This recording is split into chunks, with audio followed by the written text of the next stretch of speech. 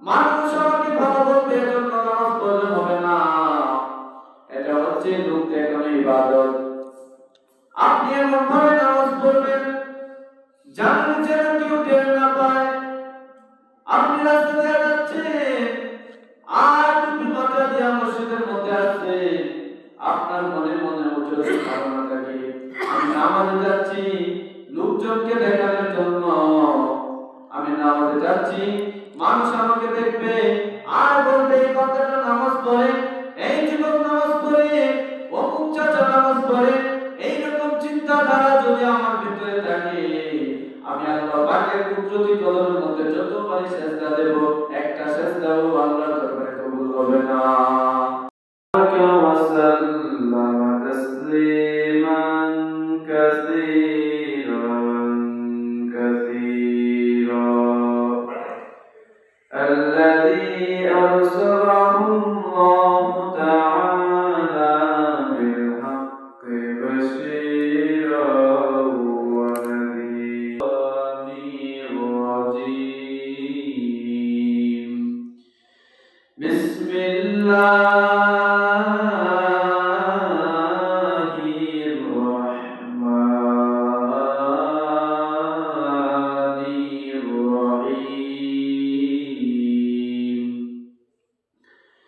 يا أيها الذين آمنوا استعينوا بالصبر والصلاة إن الله مع الصابرين.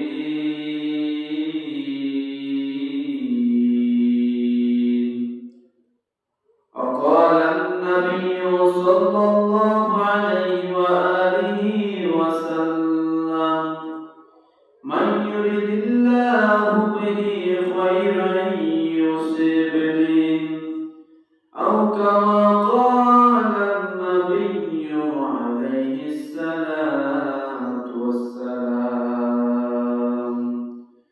صدق الله مولانا العظيم وصدق رسوله النبي الكريم ونحن على ذلك من الشاهدين والشاكرين والذاكرين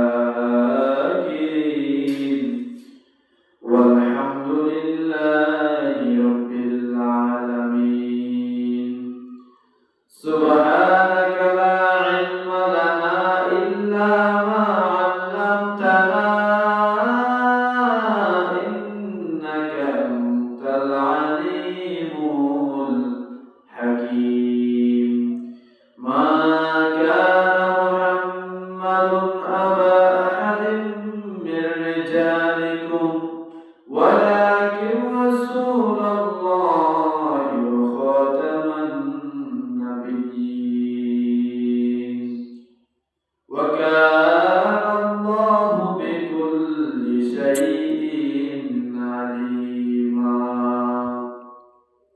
إن الله وملائكته يصلون على النبي يا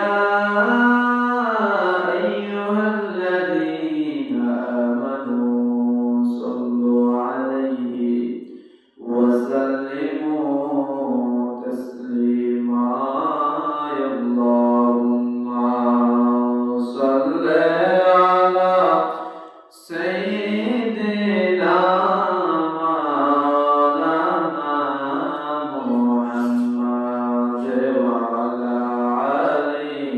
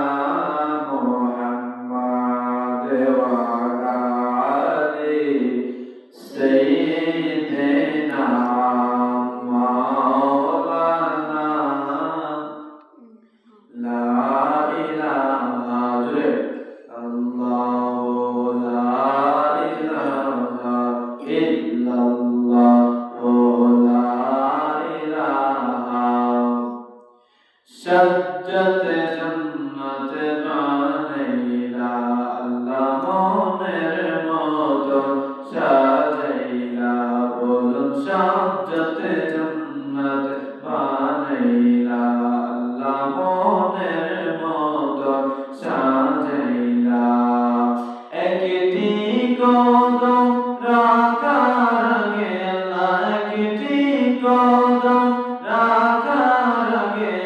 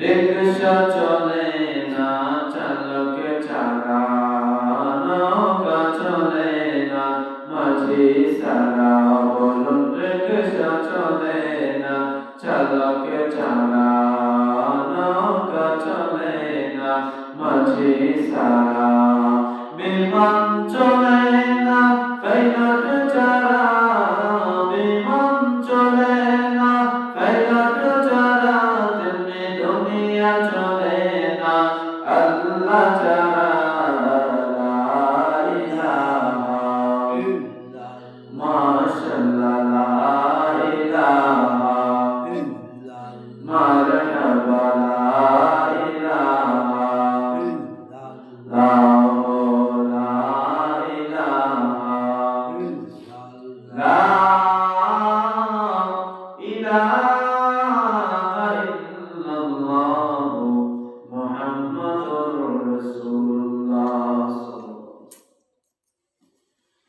আলহামদুলিল্লাহ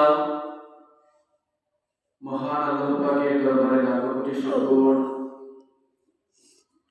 যে মহান রব্বুল আলামিন আমাদেরকে হযরত মুহাম্মদ সাল্লাল্লাহু আলাইহি ওয়াসাল্লাম নবীর উম্মত হিসেবে প্রেরণ করেছেন। মহান আল্লাহ পাক রব্বুল আলামিন যে আমাদেরকে এই দুনিয়াদারি বিভিন্ন পেরেশানি থেকে মুক্ত করে দুনিয়াবি কাজকর্ম থেকে হারাম কাজ থেকে পাপাচার থেকে মিথ্যা থেকে আল্লাহ পাক রব্বুল আলামিন যে আমাদেরকে মুক্ত রেখে আল্লাহ পাকের ঘরের মধ্যে আসার এবং বসার সুযোগ করে দিয়েছেন, সেজন্য আমরা ইমানের আওয়াজকে উঁচু করে এক আওয়াজে উচ্চ কণ্ঠে বলি আলহামদুলিল্লাহ। আরো শুকরিয়া আদায় করে যে মহান রব্বুল আলামিন অসংখ্য অগণিত মানুষ হসপিটালে বিছানার মধ্যে শহীদ, অসংখ্য অগণিত মানুষ ইচ্ছা থাকা সত্ত্বেও তারা আল্লাহর কর্মসূচির মধ্যে আসতে পারে নাই। এই বিভিন্ন কাজ থেকে বিভিন্ন কষ্ট থেকে হেফাজত রেখে আল্লাহ পাক রব্বুল আলামিন যে আমাদেরকে এই আল্লাহ পাকের ঘরের মধ্যে আসার এবং বসার এবং দুই রাকাত ফরজ নামাজ আদায় করার তৌফিক দিয়েছেন, সেজন্য আমরা আবারও শুকরিয়া আদায় করি আলহামদুলিল্লাহ। লক্ষ কোটি দুরূদ সালাম ওই নবীর উপর যিনি হায়াত নবী জিন্দা নবী, রাহমাতুল আলামিন নবী, গায়েবের খবর দেনেওয়ালা নবী, যিনি কুল কায়নাতের নবী। আল্লাহ পাক রব্বুল আলামিন আমাদেরকে দুনিয়ার মধ্যে প্রেরণ করেছেন শুধু একটাই উদ্দেশ্য, যে তার আল্লাহ পাকের ইবাদত করবে। আর আল্লাহ পাকের ইবাদত করতে যাইয়া আল্লাহ পাক রব্বুল আলামিনের কাছে তারা যা কিছু চাইবে, কিন্তু আল্লাহ পাক রব্বুল আলামিন তাই দিবেন। বান্দার জন্য যা কিছু আল্লাহর কাছে, বান্দার জন্য যা কিছু কল্যাণ আছে, যা কিছু প্রয়োজন আছে, সব কিছু আল্লাহ পাকের কাছে চাইলে আল্লাহ পাক রব্বুল আলামিন দিবেন। তার বিনিময় হচ্ছে শুধু আল্লাহ পাকের ইবাদত করা, আল্লাহ পাকের কুদরতি কদমের মধ্যে সেজদা দেওয়া, রাসূলুল্লাহ সাল্লাল্লাহু আলাইহি ওয়াসাল্লামের সুন্নাত মোতাবেক চলাফেরা করা, রাসূলুল্লাহ সাল্লাল্লাহু আলাইহি ওয়াসাল্লামের সুন্নাত তরিকা চলাফেরা করা। এই জন্য আল্লাহ পাক রব্বুল আলামিন দুনিয়ার মধ্যে বান্দাদেরকে পাঠিয়েছেন, প্রেরণ করেছেন। দুনিয়ার মধ্যে মানুষ আছে হাহুতাশ হয়ে যায়, কোনো কিছুর মধ্যে হেরে গেলে ভেঙে পড়ে যায়। আল্লাহ তো বলেছেন, লা তাকনাতু মির রাহমাতিল্লাহ, হে বান্দা, কখনো আমার রহমত থেকে তোমরা নিরাশ হয়ো না। তোমরা আমার কাছে চাও, চাওয়ার মতো চাও, দেওয়ার দায়িত্ব হচ্ছে আমি আল্লাহ। আমি কোরআন হাকিম থেকে এক টুকরো আয়াত তেলাওয়াত করেছি, রাসূল আরবি সাল্লাল্লাহু আলাইহি ওয়াসাল্লামের হাদিস থেকে এক টুকরো হাদিস পড়েছি। আল্লাহ পাক রব্বুল আলামিন কোরআন হাকিমের মধ্যে ঘোষণা দেন, ইয়া আইয়ুহাল্লাযীনা আমানু ইসতাঈনু বিস-সাবরি ওয়াস-সালাহ, ইয়া আইয়ুহাল্লাযীনা আমানু, হে ইমানদারগণ, হে মুমিনগণ, হে নারী পুরুষ, ধনী গরীব, আলেম আওয়াম, ইসতাঈনু বিস-সাবরি ওয়াস-সালাহ, তোমরা সাহায্য প্রার্থনা করো, সাহায্য কামনা করো। কিসের মাধ্যমে? ইসতাঈনু বিস-সাবরি ওয়াস-সালাহ, তোমরা সাহায্য কামনা করো, সাহায্য প্রার্থনা করো। আমি আল্লাহর কাছে চাও, ধৈর্য ধারণ করো। কিসের মাধ্যমে? নামাজ ও সালাতের মাধ্যমে। ইন্নাল্লাহা মা'আস-সাবিরিন, নিশ্চয়ই আল্লাহ পাক রব্বুল আলামিন সাবিরদের সাথে আছেন, ধৈর্যশীলদের সাথে আছেন। রাসূল কারীম সাল্লাল্লাহু আলাইহি ওয়াসাল্লাম হাদিস শরীফের মধ্যে বলেন, মাইয়ুরিদিল্লাহু বিহি খায়রান ইউসিব বিহি, আল্লাহ পাক রব্বুল আলামিন যার মঙ্গল চান, যার কল্যাণ চান, তাকেই মুসিবতের দ্বারা পরীক্ষা করবেন। আল্লাহ পাক রব্বুল আলামিন কোরআনের মধ্যে বলে দিয়েছেন, এ বান্দা, তোমরা যা কিছু চাও, যা সাহায্য চাও, আমি আল্লাহর কাছে চাও। কিসের মাধ্যমে? সালাতের মাধ্যমে। আল্লাহ পাক রব্বুল আলামিন বলেছেন, তোমরা নামাজ ও সালাতের মাধ্যমে চাও। অথচ আমরা এই দুনিয়ার মধ্যে নামাজই পড়ি না, নামাজ পড়তে চাই না। কাউকে জিজ্ঞেস করবেন, ভাই নামাজের মধ্যে আছেন? বলবে, হুজুর বিভিন্ন একটা কাজ ছিল, অমুক জায়গায় একটা কাজ আছে, আমাকে যেতে হবে। কিন্তু নামাজ পাগলের জন্য নামাজ নয়, মাতালদের জন্য নামাজ নয়।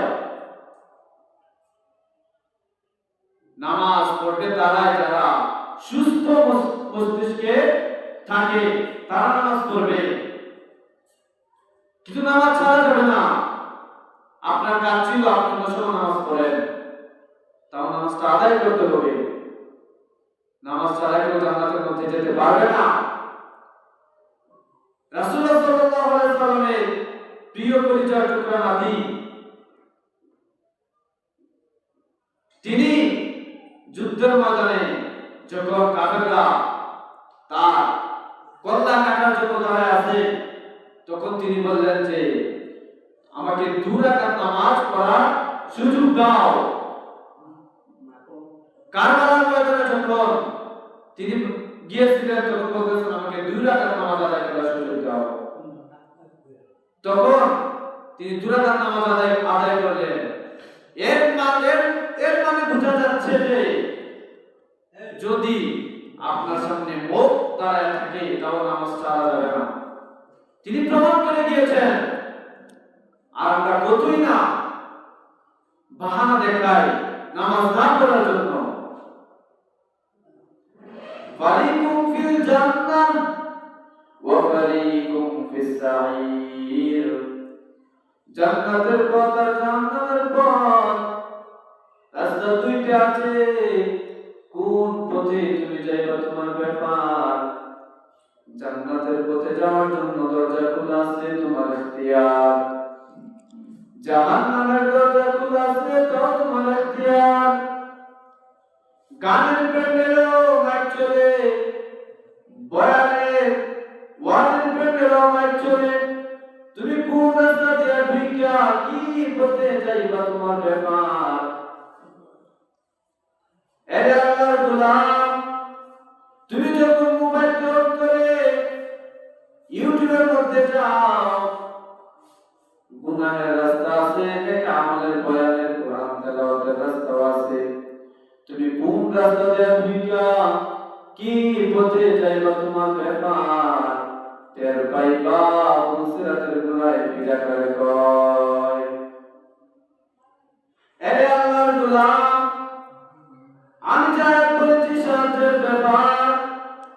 আল্লাহ পাক রব্বুল আলামিন বলেন, ইয়া আইয়ুহাল্লাযীনা আমানু ইসতাঈনু বিস-সাবরি ওয়াস-সালাহ ইন্নাল্লাহা মা'আস-সাবিরিন।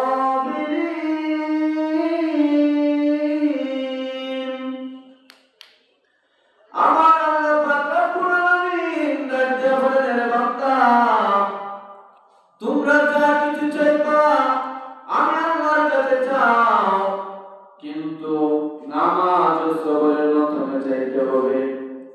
এরে আল্লাহর গোলাম, আমরা তো আল্লাহর কাছে কম চাওয়া চাই না, কিন্তু আমরা কেন পাই না?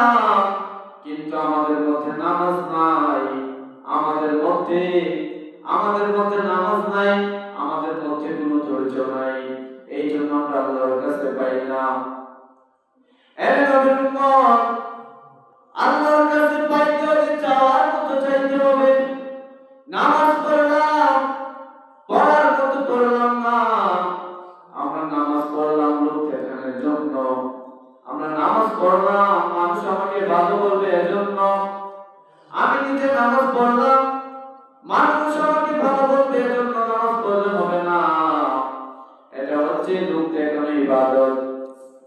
আপনি এমন ভাবে নামাজ পড়বেন জানেন যেন কেউ টের না পায়।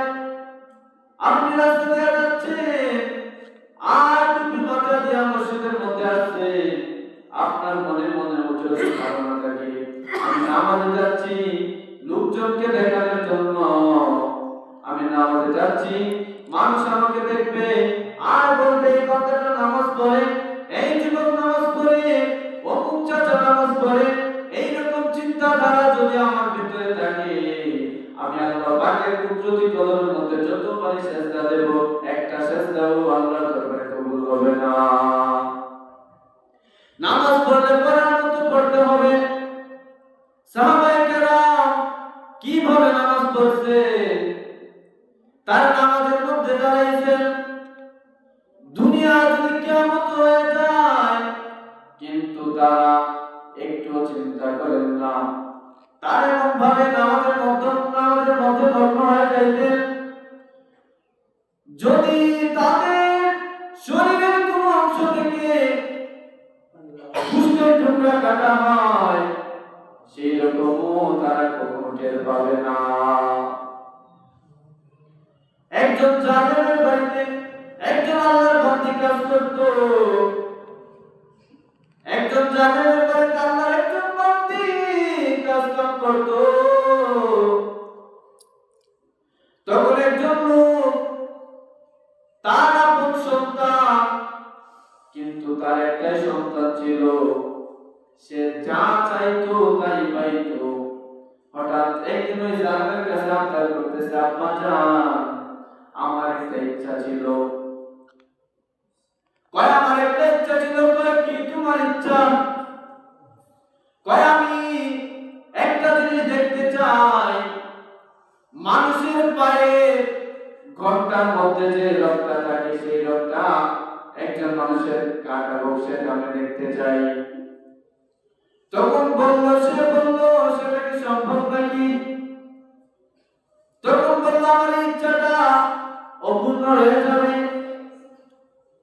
তখন ওই বাবা ডাকতে বলে, ঠিক আছে আমি তোমার এই ইচ্ছাটা পূরণ করে দেব।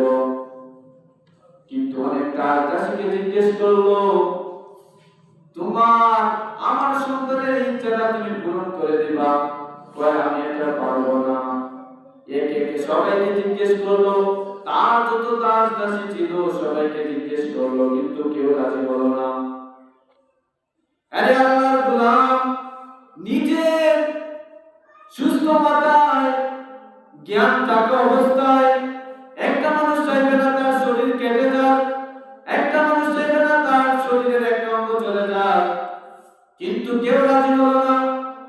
তখন ওই জালেম ডাক দিয়ে বলে, আমার ঘরে একটা মহিলা আছে, ওই মহিলা যখন আমাদের মধ্যে দাঁড়ায়, ওই মহিলা যখন আমাদের মধ্যে দাঁড়ায়, সে দুনিয়াতে কোনো কিছু মনে রাখে না। তার শরীর থেকে যদি একটা অঙ্গ কাটা হয়, সে কখনো টের পাবে না।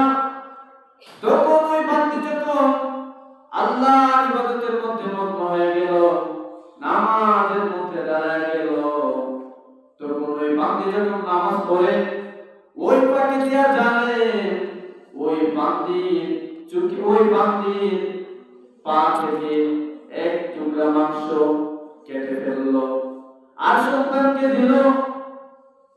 ওই আল্লাহর বান্দি নামাজ পড়ার পরে যখন সেটা দেখলো, ডান কাঁধে বাম কাঁধে যখন নামাজ আদায়, ডান কাঁধে বাম কাঁধে যখন সালামটা ফিরে যখন দোয়া করবে, তখন সে তাকায় দেখতেছে তার পায়ের এক টুকরা মাংস নাই, এক টুকরা গোশত নাই।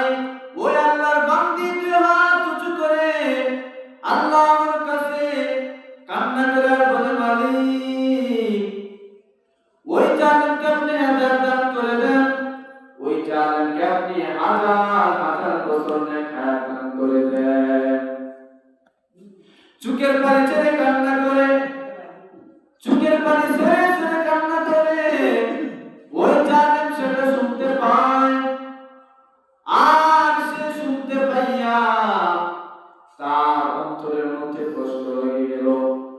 সে মনে মনে ভাবে আর বলে, আমি ওই মহিলাটা পায়ের একটা অংশ আমি কেটে ফেললাম, কিন্তু ওই বান্দি আমার জন্য আল্লাহর কাছে দোয়া করলো। ওই বান্দির ওই ঘটনাটা দেখার পর, ওই জালেমটাও কালেমা পড়ে মুসলমান হয়ে গেল। আল্লাহর বান্দা, আমরা এটা থেকে কি বুঝলাম? নামাজ পড়লে পড়ার মতো পড়তে হবে। আমরা নামাজের মধ্যে দাঁড়াইলাম, কিন্তু একটা মশা কামড় দিলে আমরা টের পাই। আমরা একবারে আল্লাহর ইবাদতে মগ্ন হই নাই, নামাজের মধ্যে দাঁড়াইলাম, দুনিয়াবি চিন্তাটাও আমার মাথার মধ্যে চলে আসলো। নামাজের মধ্যে দাঁড়াইলাম, আরেকজনের খেতে রাইলের মধ্যে গরু দিলাম, ওই গরুটার চিন্তাও মাথায় আসে, ওই গরুটার চিন্তাও মাথায় আসে, সে আরেকজনের খেতের মধ্যে চলে যায় নাকি? এই হলো আমাদের মুসলমানের অভ্যাস। তাহলে আমাদের দোয়া কিভাবে কবুল হবে? আমরা আল্লাহর কাছে চাইলে কিভাবে সেটা পাবো? আমরা নামাজ পড়ার মতো করি না। নবীর উম্মতের দল, আমরা তো আল্লাহর কাছে চাই না। যদি চাওয়ার মতো চাইতাম তাহলে আমরা পাইতাম। আমরা চাওয়ার মতো চাই না, এই জন্য আমরা পাই না। আমরা নামাজি পড়ি না, আল্লাহর কাছে কি চাইবো আর কি পাবো?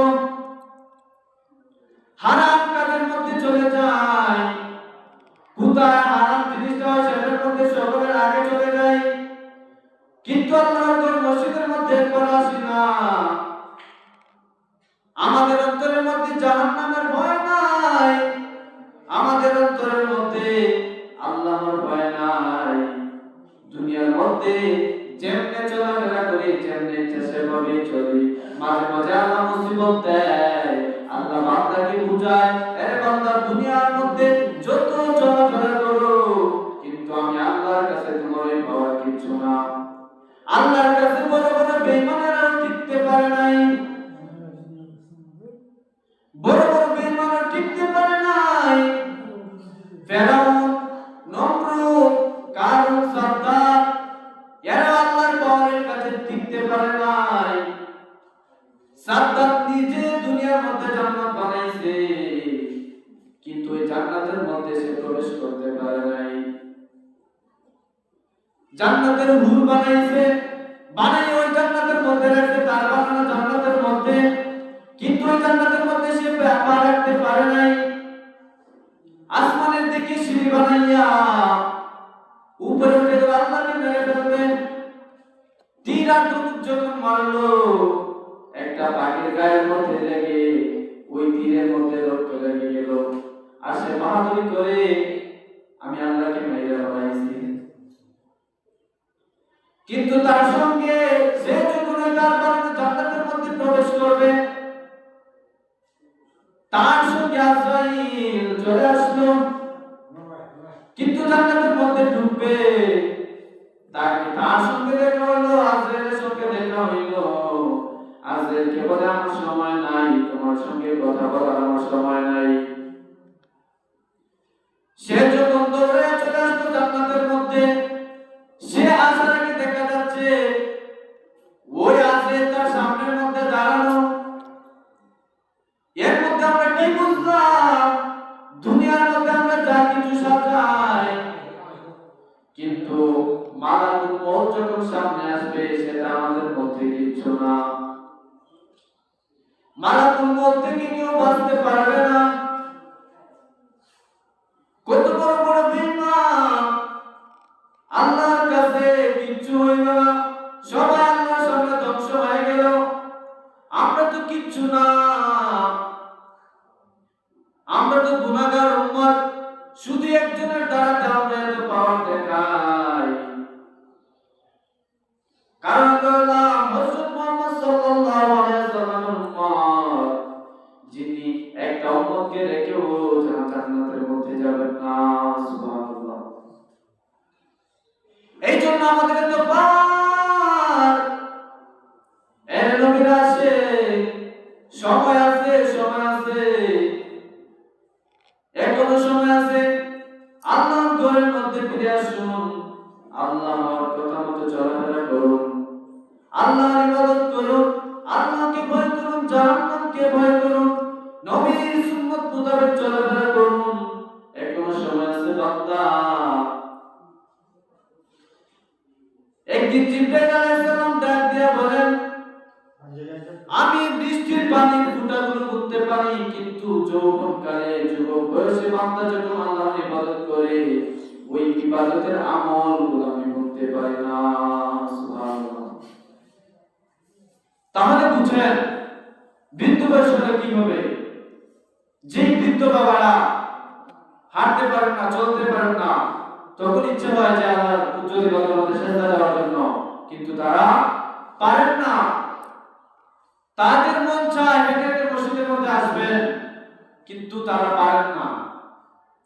আর আমরা শরীরের মধ্যে একটা শক্তি আছে, এই শক্তির জুড়ে আমরা যা মন চায় তাই করি, অন্যায় করি, গুনাহ করি, হারামও খাই, হালালও খাই, কিন্তু সেটা একবার চিন্তা করলাম না। কত বড় বড় বেঈমান আল্লাহর কাছে কিচ্ছু হইল না, সবাই ধ্বংস হয়ে গেল। নমরুদের মতো কত পাওয়ার, নমরুদের মতো কত পাওয়ার, সে একটা ল্যাংড়া একটা মশার কাছে হেরে গেল। ল্যাংড়া মশার কারণে সে মৃত্যুবরণ করলো। কত বড় বেঈমান, সে আল্লাহর কাছে টিকলো না, আল্লাহর পাওয়ারের কাছে টিকলো না। আমরা কিন্তু টিকতে পারবো না। আল্লাহ যদি একবার যদি বান্দাদেরকে আল্লাহ যদি ওই বান্দার দিক থেকে সরে যায়, তাহলে ওই বান্দা টিকতে পারবে না। এই দুনিয়ার মধ্যে অসংখ্য অগণিত গুনাহ করার পরে, অন্যায় করার পরে, সুদ খাওয়ার পরে, ঘুষ খাওয়ার পরে, বিভিন্ন খারাপ কাজগুলো করার পরেও, অন্যায় পথে চলার পরেও আল্লাহ পাক রব্বুল আলামিন একবার আমাদেরকে শাস্তি দেন নাই। মাঝে মাঝে মুসিবত দেন, মাঝে মাঝে আমাদেরকে অসুস্থতা দেন, মাঝে মাঝে বিপদ দেন, কারণ বান্দা যাতে বুঝতে পারে সে আল্লাহ পাক রব্বুল আলামিন তাকে ইঙ্গিত দিয়েছেন, বান্দা বুঝার ক্ষমতা আল্লাহ পাক রব্বুল আলামিন দিয়েছেন, কিন্তু সেটা আমরা বুঝতে পারি না, কারণ আমাদের কলবটা গুনাহ করতে করতে অন্ধকারের জন্য হয়ে গেছে। বান্দা এখনো সময় আছে, আল্লাহর রাস্তায় ফিরে আসুন, কারণ দুনিয়াটা চিরস্থায়ী নয়। আজ এখানের মধ্যে আছি, এখন আছি, নামাজ পড়ে যে মসজিদ থেকে বের হয়ে বাড়িতে যাব তার কোনো গ্যারান্টি নাই। কিছু মানুষ ওয়াজের মধ্যে রওনা, ওয়াজ থেকে বাড়ি ফেরার পথে সে মৃত্যুবরণ করেছে, সে জানে না সে মৃত্যুবরণ করবে। আজ অনেক মানুষ মৃত্যুবরণ করেছে, সে জানতো না তার জন্য আজকে দিনটা শেষ দিন। আমার আজকে এমন হতে পারে আমি আজকে বেঁচে আছি, কাল ওই দিনটা নাও পেতে পারি। আজকে দুনিয়ার আলো বাতাস দেখলাম, কিন্তু কাল আমরা ওই আলো বাতাস নাও দেখতে পারি। কিসের এত অহংকার করবো দুনিয়ার মধ্যে? কিসের এত অহংকার? সে অহংকার ধুলোয় মিশে যাবে। ফেরাউন কত বড় বেঈমান, তাকে মাটি পর্যন্ত গায় না, ফুটামা করেও ধরে না। সে মিশরের জাদুঘরে এখনো আছে। কেন? আল্লাহ পাক রব্বুল আলামিন এমন অভিশপ্ত সে হয়েছে, তাকে ফুটামা করেও খায় না, মাটিও খায় না। কিন্তু আল্লাহ পাক রব্বুল আলামিন এটাকে এমন ভাবে রাখছেন যে দুনিয়ার মানুষ এইটা দেখে দেখে শিক্ষা নেবে যে দুনিয়ার মধ্যে বেশি বাহাদুরি করা যাবে না। কারণ ফেরাউন কম বাহাদুরি করে নাই, কিন্তু সে এমনই অভিশপ্ত হয়েছে তাকে কিচ্ছু ধরে না। কিন্তু আমরা কিসের অহংকার করি? টাকার অহংকার নাকি শক্তির অহংকার? কিসের অহংকার? আল্লাহ পাক রব্বুল আলামিন আমাদেরকে যেন সঠিক বুঝ দান করেন, আর সবাইকে পাঁচ ওয়াক্ত নামাজ জামাতের সঙ্গে আদায় করার তৌফিক দান করেন। আমরা সকলে বলে আমিন।